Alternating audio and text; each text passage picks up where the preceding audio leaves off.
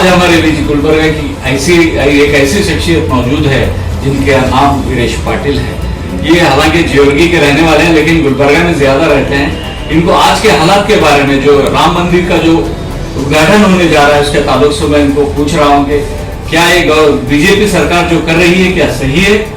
Sir, ये तो राम मंदिर का मुद्दा तो सुप्रीम कोर्ट ने दिया है, बीजेपी का मुद्दा नहीं है, लेकिन बीजेपी उसमें दखलंदाजी कर रहा है। ये सही है क्या पूछ रहा हूँ? हाँ, सुप्रीम कोर्ट निर्णय लिया है तो ये सही है पड़ेगा। निर्णय बनाने का था, यहाँ पर मसला है उद्घाटन का। तो उद्घाटन तो बीजेपी नहीं करना चाहिए।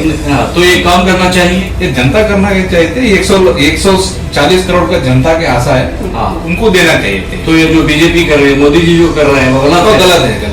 सरासर मानते हैं आप? हाँ, अपने 100% मानते हैं इसमें। अब ये राम मंदिर के उद्घाटन को लेकर आपके मन में क्या उत्साह है? नहीं है, वो 140 करोड़ देशवासियों का आस्था है, होता है, इसीलिए हम देश में खुशी मनाते हैं। तो 22 जनवरी खुशी का ये भाईचारे का दिन है। हाँ, ये भाईचारे का दिन है और हिंदू मुस्लिम एकता करके जाने का दिन है। तो आप इससे सहमत हैं? हाँ, मैं सहमत हूँ।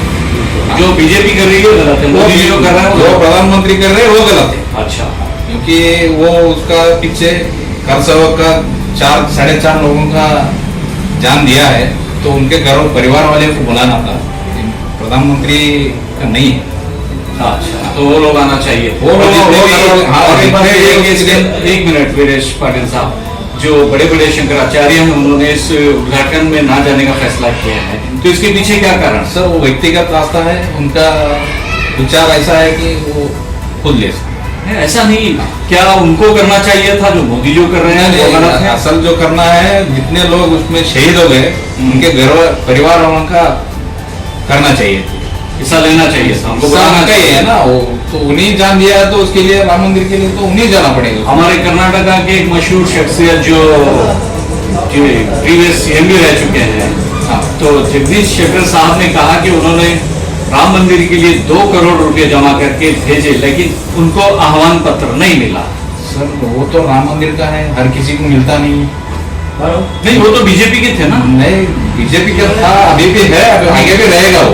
हालांकि वो बीच में आरोप है, इसलिए वो गया, आह्वान पत्र नहीं मिला। सर, जगदीश शेट्टर अकेला नहीं है कि पैसा दिया है उसमें, पूरा देश में बहुत लोग दिया है। उन्होंने आरोप लगाया कल, हम भी चंदा उठाए राम मंदिर के लिए, हम भी दे दिए राम मंदिर के लिए। ऐसा क्यों थोड़ी है कि हम भी चंदा उठाए हमारे को भी आह्वान दो।